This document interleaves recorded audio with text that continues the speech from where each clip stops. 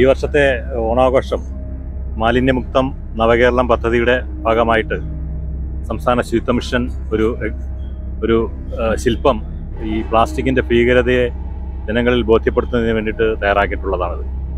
ഇത് നമ്മുടെ ഫൈനാൻസ് കോളേജിലെ അലുമിനി വിദ്യാർത്ഥികളുടെ ഒരു കൂട്ടായ്മയാണ് ഇത് ചെയ്തിട്ടുള്ളത്. ഇതൊരു 3 ദിവസം നമ്മുടെ തിരുവനന്തപുരം റെയിൽവേ സ്റ്റേഷനിൽ എത്തിച്ചേർന്ന ട്രെയിനുകളിൽ നിന്നും കളക്ട് ചെയ്ത് എടുത്ത പ്ലാസ്റ്റിക് കുപ്പികൾ, ഉപയോഗിച്ച് കഴിഞ്ഞ കുപ്പികൾ കൊണ്ടാണ് ഈ ശില്പം ഉണ്ടാക്കിയിരിക്കുന്നത്. ഇതിൻ്റെ കൺസെപ്റ്റും മറ്റു കാര്യങ്ങളൊക്കെ ശുചിത്വ മിഷനാണ് ചെയ്തിട്ടുള്ളത്. ശുചിത്വ മിഷൻ്റെ എക്സിക്യൂട്ടീവ് ഡയറക്ടർ ശ്രീ ബാലഭാസ്കർ, അതുപോലെ തന്നെ നമ്മുടെ നഗരസഭയുടെ ഒരു ഹെൽപ്പ് ഒക്കെ ഈ കാര്യത്തിന് വേണ്ടിയിട്ടുണ്ടായിട്ടുണ്ട്.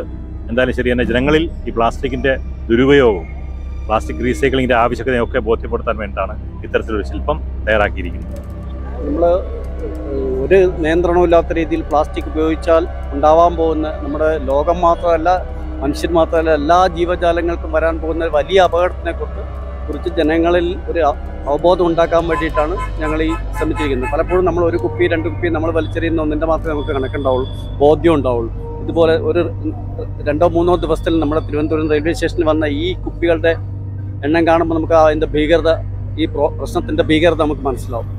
അതിനുവേണ്ടി ആ ഒരു അവബോധം ജനങ്ങളിൽ സൃഷ്ടിക്കാൻ വേണ്ടിയിട്ടാണ് ഞങ്ങൾ ഈ ആർട്ട് ഇൻസ്റ്റലേഷൻ ഇവിടെ ഒരുക്കിയിരിക്കുന്നത്.